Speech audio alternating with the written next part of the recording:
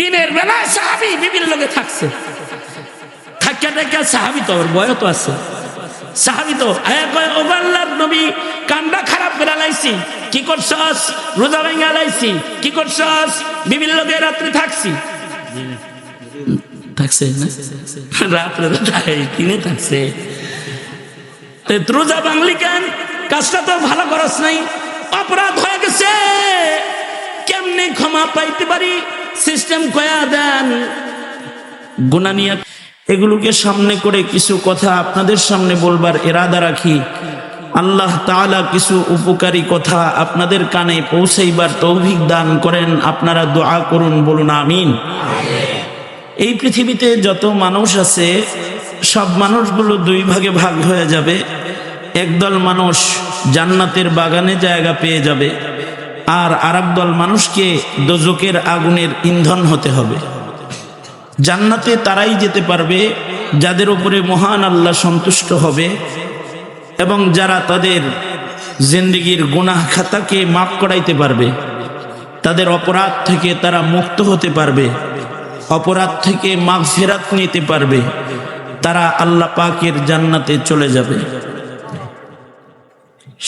এই পৃথিবীতে যদি একটা অপরাধ কেউ করে, কবিরা গুনাহ, কোন মুমিন যদি একটা কবিরা গুনাহ করে, একটা অপরাধ করে কবিরা গুনাহ, তাহলে এই একটা কবিরা গুনাহই তাকে দোজখের আগুনে নিক্ষেপ করার জন্য যথেষ্ট। একটা কবিরা গুনার কারণেও দোজখের আগুনে যাওয়া লাগতে পারে।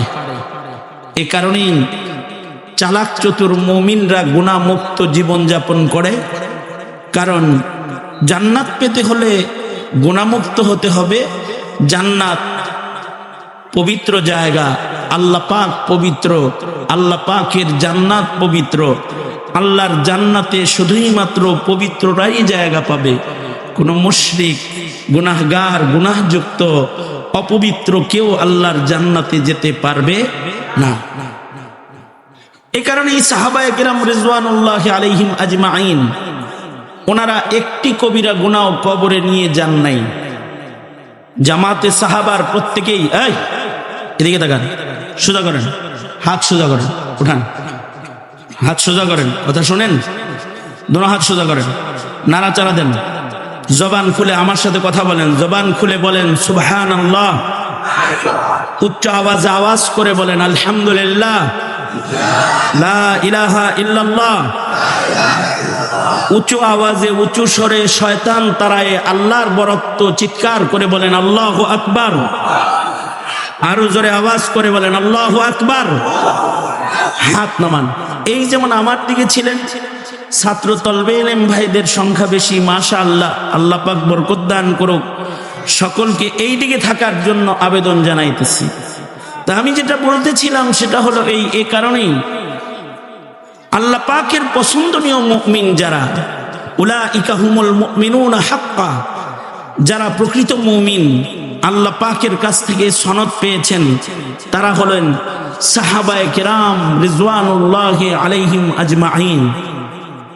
নবীজির টোটাল জামাতে সাহাবার কেউ একজন সদস্য একটি গুনাহ সহ তারা কবরে যান নাই।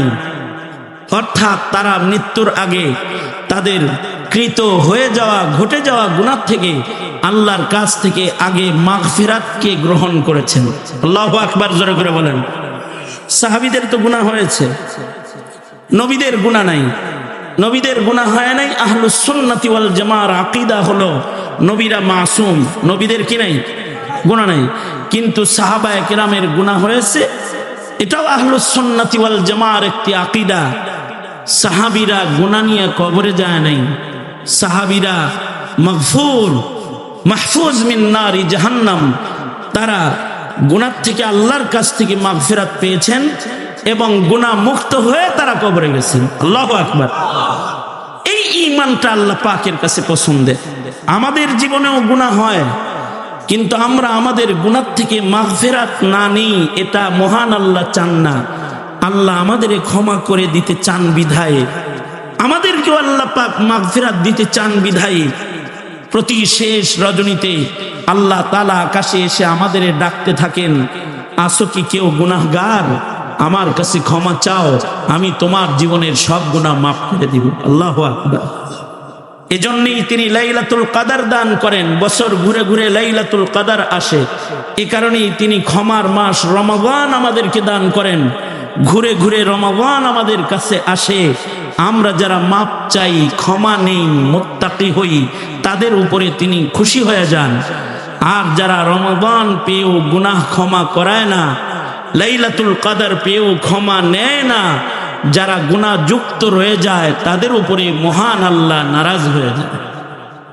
বান্দার অপরাধ যত বেশি হোক না কেন, যদি কেউ ক্ষমার উপযুক্ত হয় আর ক্ষমা চায়, আল্লাহর আযাব থেকে মুক্তি কামনা করে, মহান আল্লাহ পাকের শান হলো আল্লাহ পাক বড় অপরাধীকেও ক্ষমা করে দেন। লা তাকনাতু মির রাহমাতিল্লাহ। নিরাশ হতে আল্লাহ তাআলা মানা করেছেন। বড় অপরাধীকেও আল্লাহ পাক ক্ষমা করে দেন। আর আল্লাহ যদি ক্ষমা করে দেয়, সারা জিন্দেগি গুনাহ করার পরেও অনেক সময় জিন্দেগির সব গুনাহ মাফ করায়া কিসমত ভালো হইলে জান্নাতি হয়ে কবরে চলে যায়। বুখারী শরীফে আছে 100 খুনের আসামি, 100 খুনের আসামি কিন্তু আল্লাহর কাছ থেকে মাগফিরাত নিয়ে কবরে চলে গেছে। মাগফিরাতের জন্য চাহাত পেরেশানি তার আসছে, কারণ আল্লাহ পাক তো দয়ালু। বান্দাকে তো আল্লাহ তাআলা ভালোবাসেন। আল্লাহ পাক তো বান্দাকে দোজখের আগুনে ফেলতে চান না। জোরে বলেন, চান না?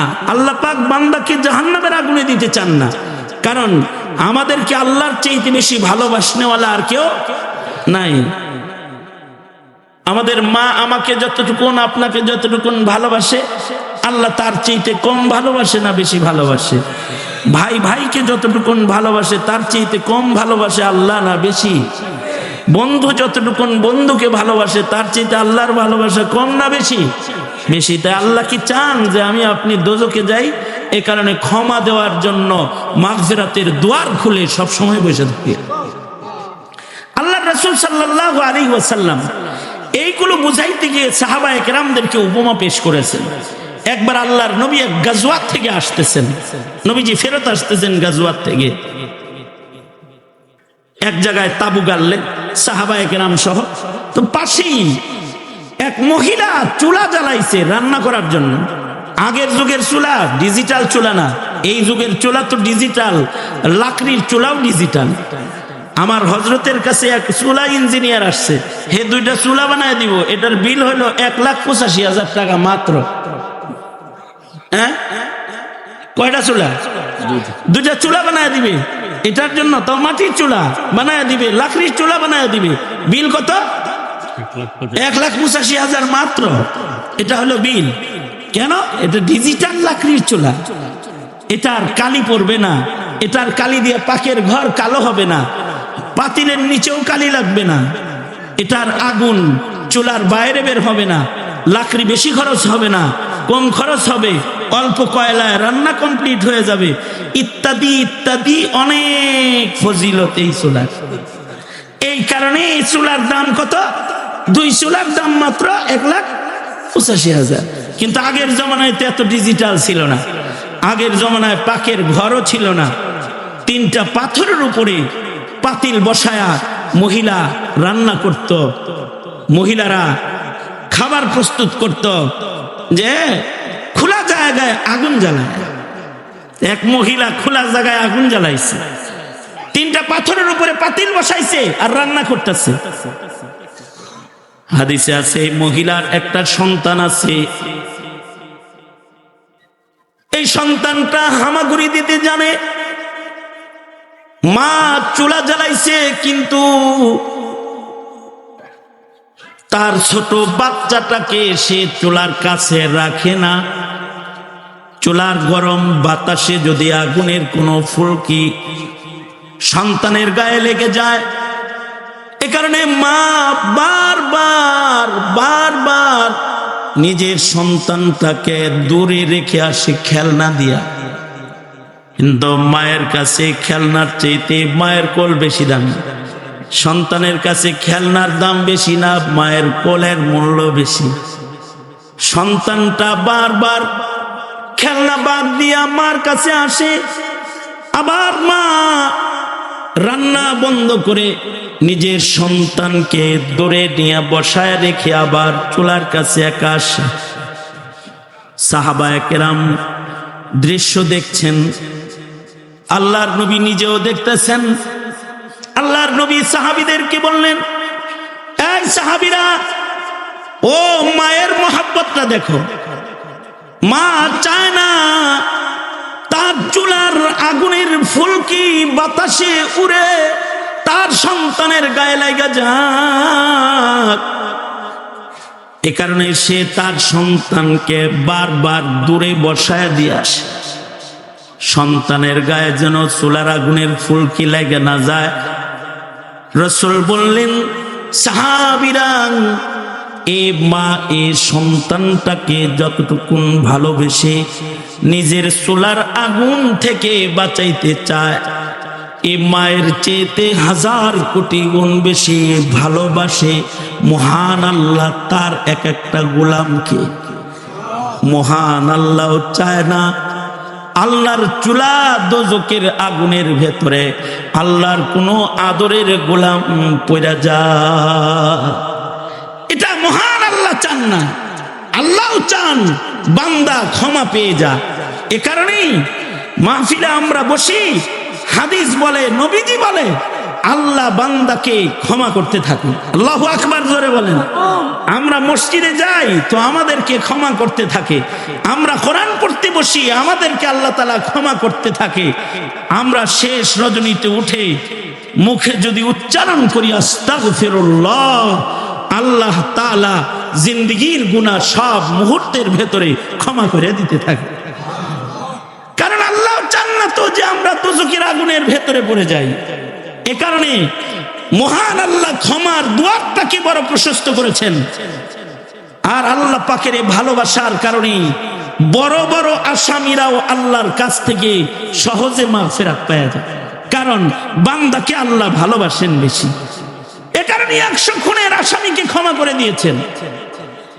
ইমামে বুখারী রহমাতুল্লাহি আলাইহি বনি ইসরাইলের ওয়াকিআতকে একত্রিত করেছেন, ক্ষমার ওয়াকিআত যা রাসূল বর্ণনা করেছেন, এগুলোকে এক জায়গায় করেছেন। বুখারী শরীফে আলাদা তারজামাতুল বাব কায়েম করেছেন ইমাম বুখারী।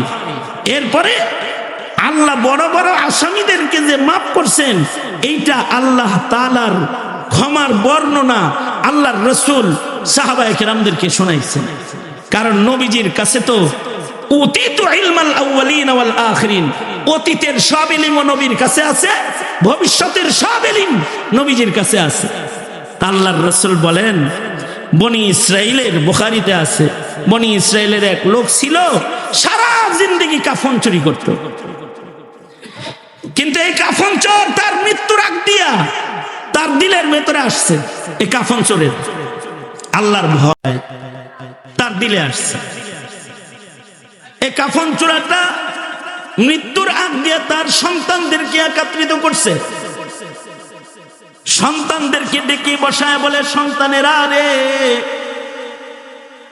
আমি মরে গেলে আমার লাশটা কিন্তু তোমরা আগুন দিয়ে পোড়ায়া ছাই বানায়া দিবা। আমার গায়ের গোশতগুলো আগুনে পুড়া ছাই হয়ে গেলে ছাইগুলাকে আবার 2 ভাগ করবা। 1 ভাগ ছাই বাতাসে উড়ায়া দিবা, 1 ভাগ ছাই পানিতে ভাসায়া দিবা। কেন? আল্লাহ যেন আমারে খুঁজে না পায়। কারণ মহান আল্লাহর আদালতে দাঁড়াইবার মতো হিম্মত আমার নাই। সন্তানরাও বাপে যেমন ওসিয়ত করেছে, সন্তানরা তাই করছে। সন্তানরা বাবার লাশকে আগুন দিয়ে পুড়াইয়া দিছে, গায়ের গোশতগুলা ছাই হয়ে গেছে। এই ছাইগুলাকে ভাগ কইরা অর্ধেক ছাই বাতাসে উড়াইয়া দিছে, অর্ধেক ছাই পানিতে ভাসায়া দিছে। মহান আল্লাহ তার মৃত্যুর পরে বাতাসকে আদেশ করেছেন, বাতাস, তোর ভেতরে আমার একজন গোলাম লুকাইছে, তাকে বাইর কর। পানিকে আদেশ করেছেন, পানি, তোমার ভেতরে আমার একটা গোলাম লুকাইছে, তাকে বের করে দাও। লোকটাকে আল্লাহ তাআলা আবার পুনরায় আল্লাহ তাআলা পুনরুত্থান করেছেন, তারা আবার এক জায়গায় করেছেন। এবার একটা কথা, এটা ঈমানি কথা, বলুন তো আমরাও তো মরে যাব, আমরা মাটিতে পচে গলে মিশে যাব, আমাদেরকে মহান আল্লাহ আবার মৃত্যুর পরে পুনরুত্থান যে করবেন, এটা আল্লাহর জন্য সম্ভব না অসম্ভব? জোরে আওয়াজ করে বলেন। যদি কেউ বলে অসম্ভব তাহলে সে নাস্তিক, তার ঈমান নাই। যদি কেউ বলে অসম্ভব তাহলে তার কি নাই? কারণ পুনরুত্থানের উপরে ঈমান যার নাই সে কাফের, সে বেঈমান। কারণ আল্লাহ তাআলা সকলকে পুনরুত্থান করবেন এবং হিসাব নিবেন। বিচার দিবসে সকলকে আল্লাহর আদালতে দাঁড়াইতে হবে, এটা বিশ্বাস করা ঈমান। এই বিশ্বাস যার নাই সে বেঈমান। এই বিশ্বাস যার নাই সে কি? বেঈমান। প্রজন্মের হাজার হাজার সন্তান আছে যারা পুনরুত্থান মানে না। নাস্তিকরা যাদের মাথা ওয়াশ করে ফেলেছে, তারা মনে করে মরে গেলাম, পচে গেলাম, শেষ হয়ে গেলাম, আর আল্লাহর আদালতে দাঁড়াইতে হইব না। আচ্ছা, দাঁড়ানো করাটা আল্লাহর জন্য কঠিন, আল্লাহর জন্য অসম্ভব? আল্লাহর জন্য অসম্ভব নয়, কারণ আল্লাহ পাক তো ওই শানওয়ালা মালিক, ওয়া হুয়া আলা কুল্লি শাইইন কাদির। তিনি সব কিছুর উপরে কাদের মুতলাক, তিনি সক্ষম, অক্ষম নন। ঠিক কিনা? জোরে আওয়াজ করে বলেন। তিনি কি শেখ হাসিনা যে অক্ষম? তিনি কি ডক্টর ইউনূস যে অক্ষম? তিনি কি আমেরিকার প্রেসিডেন্ট যে অক্ষম? তিনি রাজার রাজা, মহারাজা আল্লাহ। তার শান হলো তিনি সবকিছু করতে সক্ষম। মানুষও নিজেকে সক্ষম মনে করে, হাসিনা মনে করে সক্ষম সে, কিন্তু আসলে সে কি? জোরে আওয়াজ করে বলেন, সে কি? অক্ষম। সে যে অক্ষম, এ কারণেই দুপুরের খানাটা খেতে পারে নাই।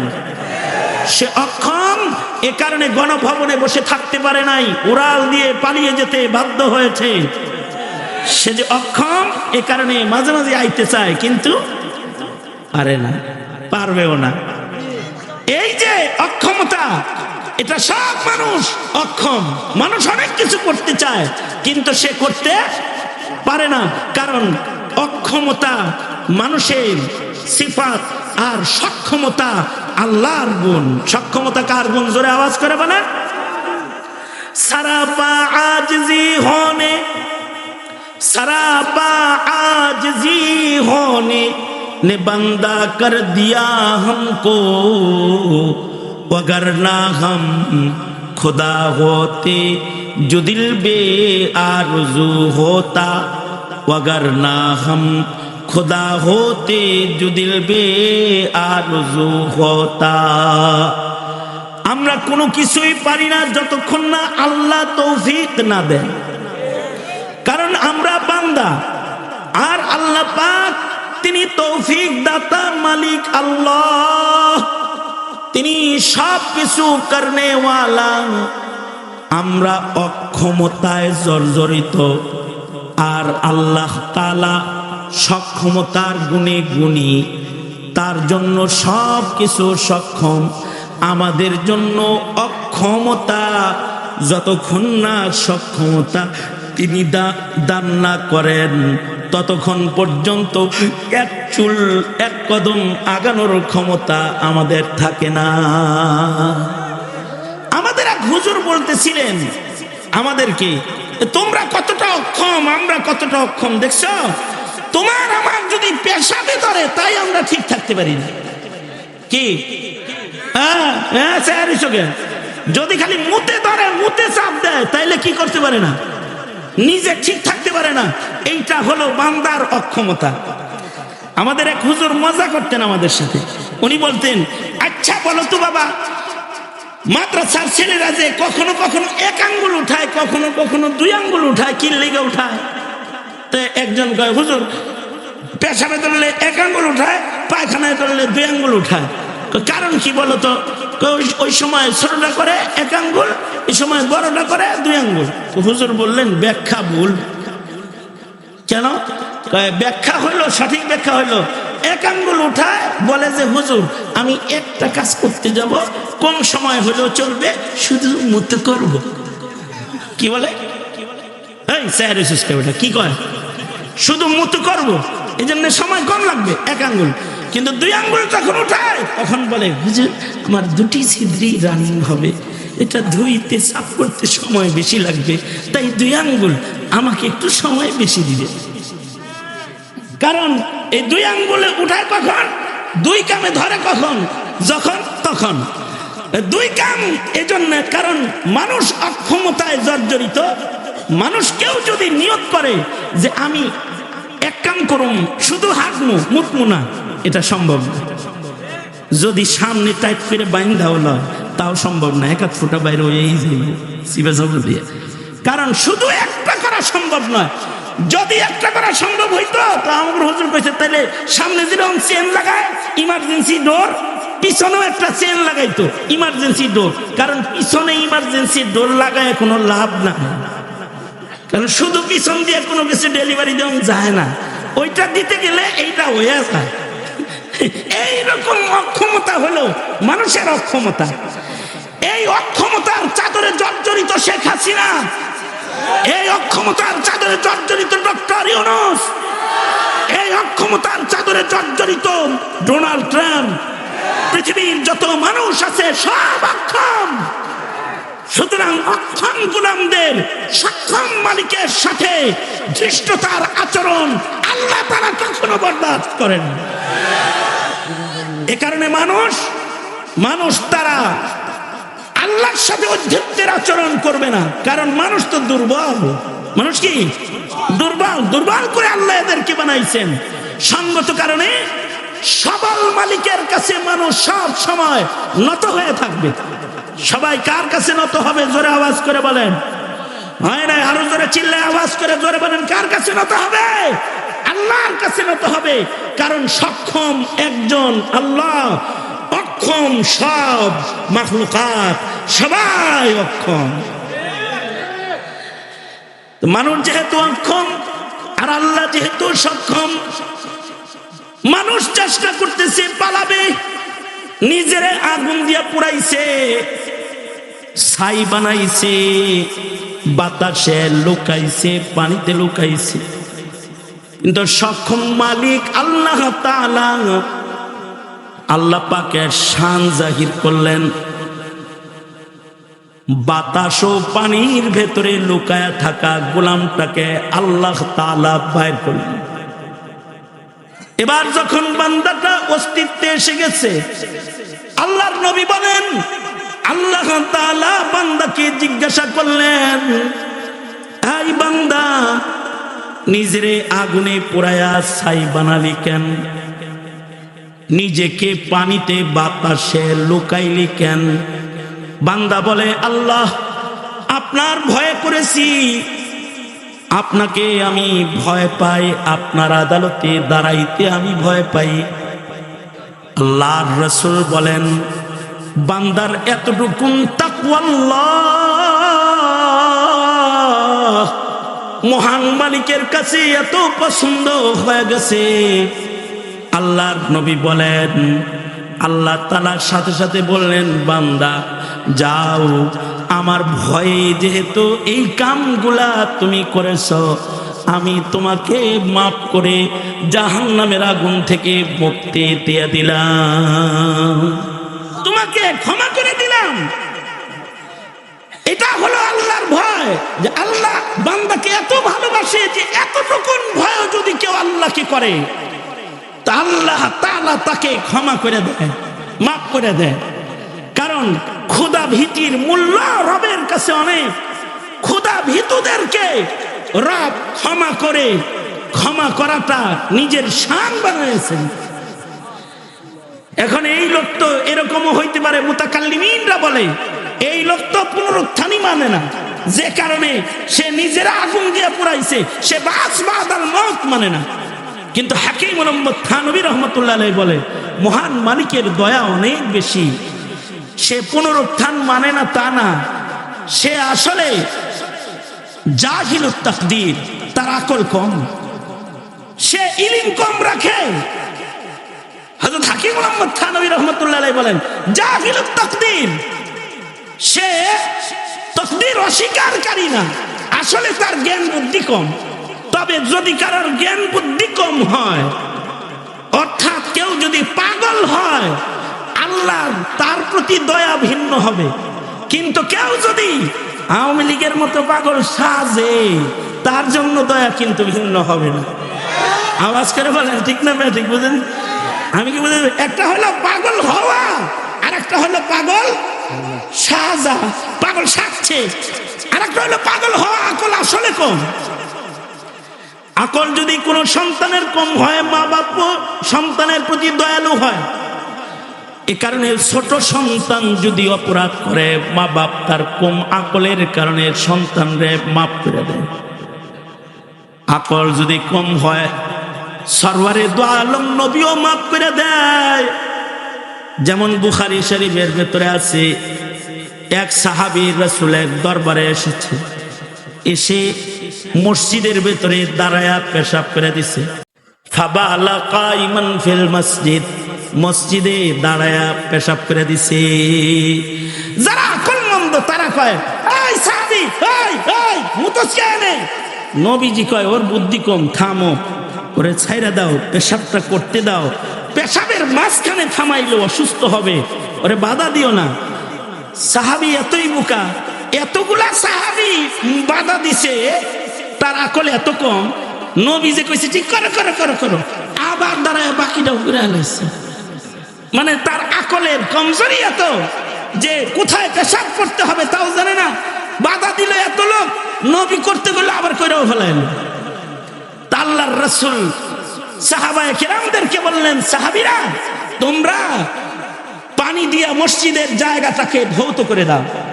আর হেরে ডাইকা বললেন, এই বাবা, এগুলো করা লাগে না, এটা মসজিদ, এটা মসজিদ, এখানে জিকির করতে হয়, এখানে সেজদা দিতে হয়, এখানে কোরআন পড়তে হয়, এটা কোরআন পড়ার জায়গা, জিকির করার জায়গা, সেজদা দেওয়ার জায়গা।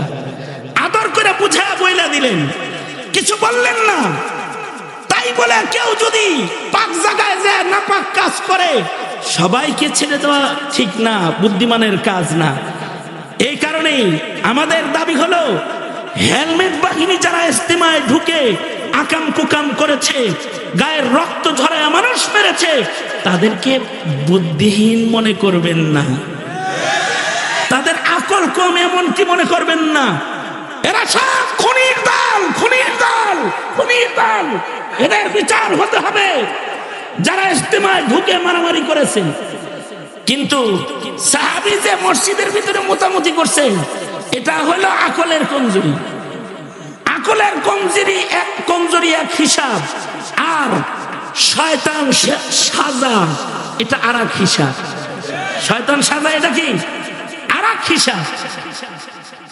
যেমন আল্লাহর রাসূল আরো কিছু চশমপোশি করছেন, যেমন বুখারী শরীফের ভিতরে আছে, এক সাহাবী রোজার মাসে দিনের বেলায় বিবির লোকে সহবাস করে আলাইছে। রোজার মাসে দিনে বিবির সাথে থাকা যায়? সাহাবী এই যে রোজার মাস আইতেছে, দিনের বেলায় সাহাবী বিবির লোকে থাকছে।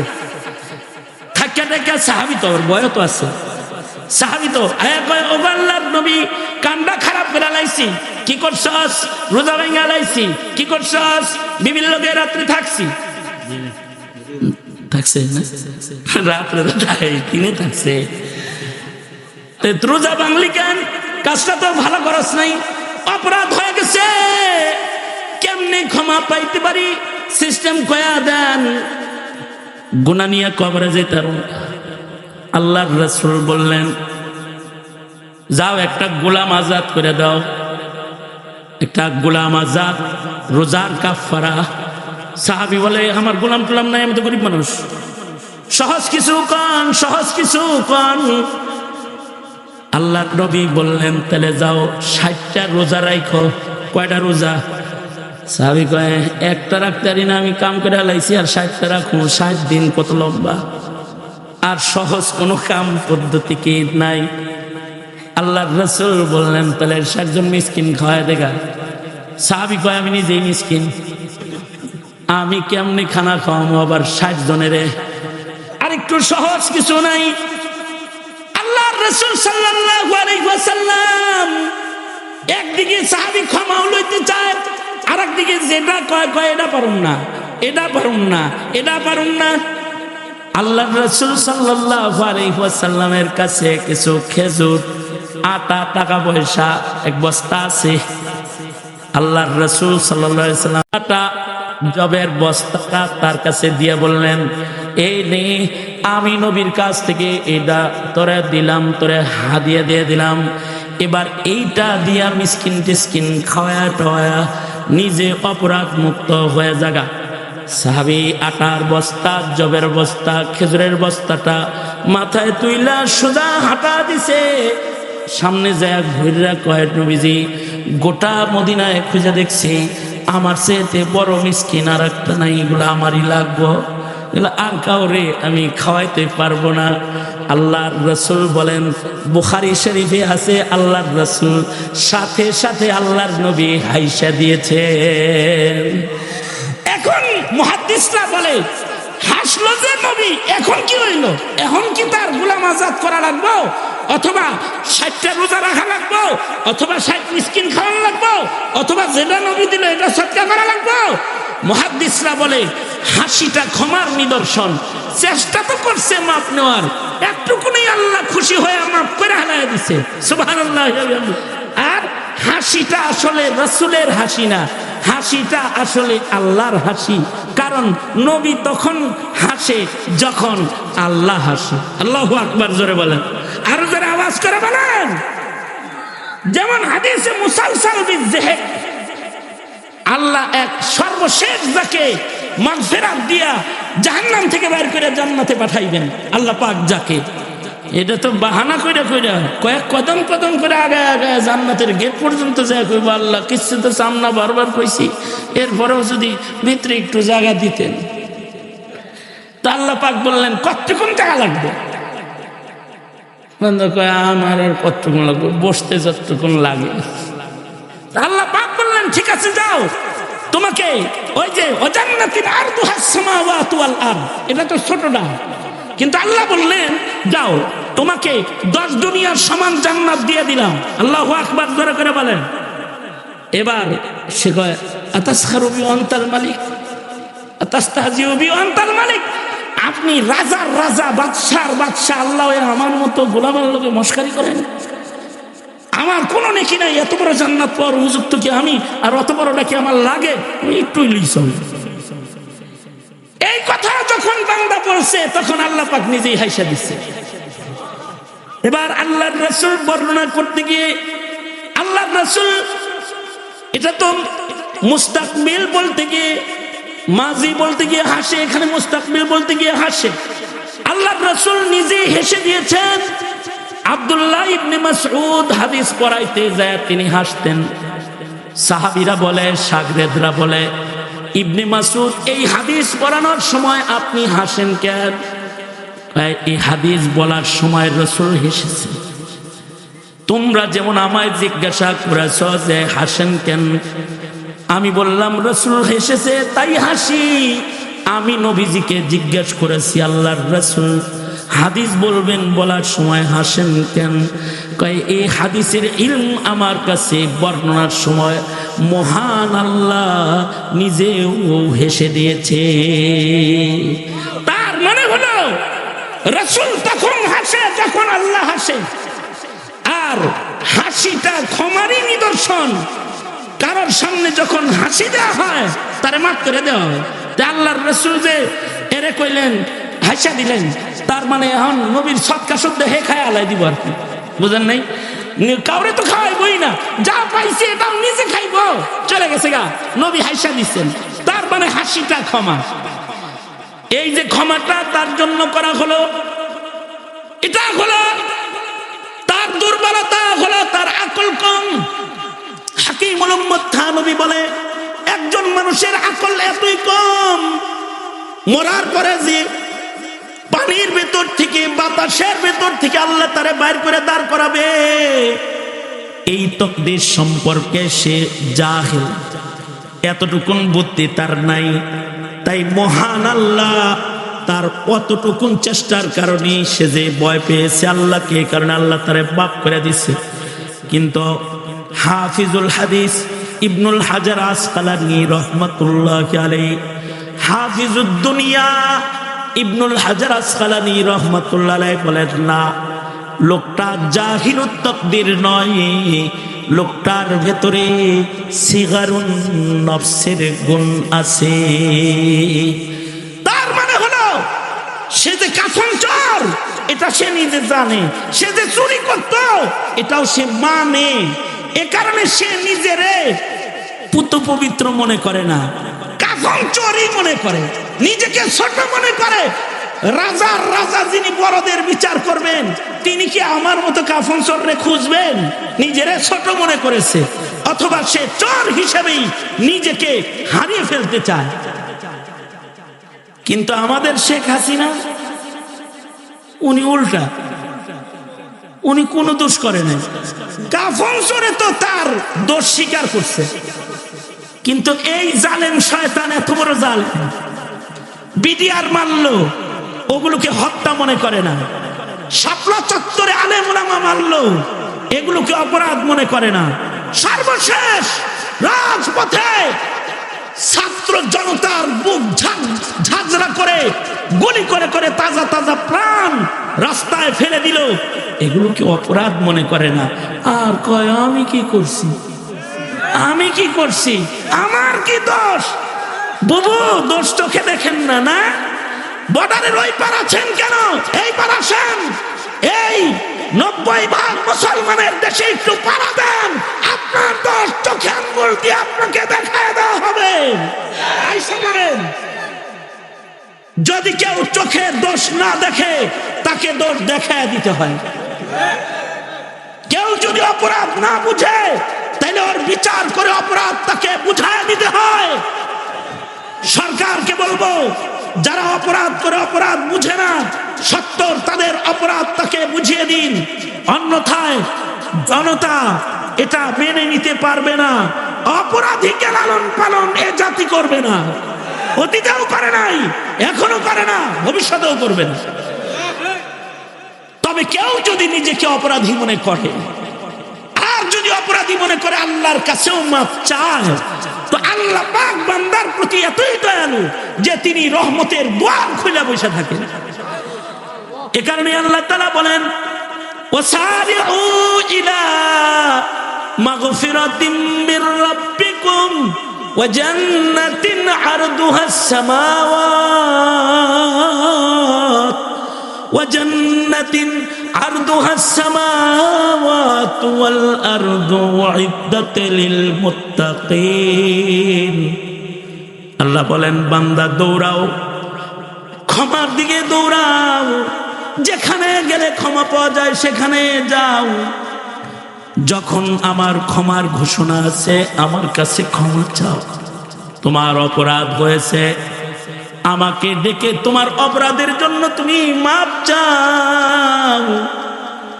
যারা আমার কাছ থেকে ক্ষমা নিবা তারা জান্নাত পাবা। সাবধান, ক্ষমা না নিয়ে জান্নাতের দিকে যাও না, কারণ জান্নাত মুত্তাকি পাক বান্দার জন্য বানানো হয়েছে। একটা কবিরা গুনাহ সহ কেউ কিন্তু জান্নাতে ঢুকতে পারবে না।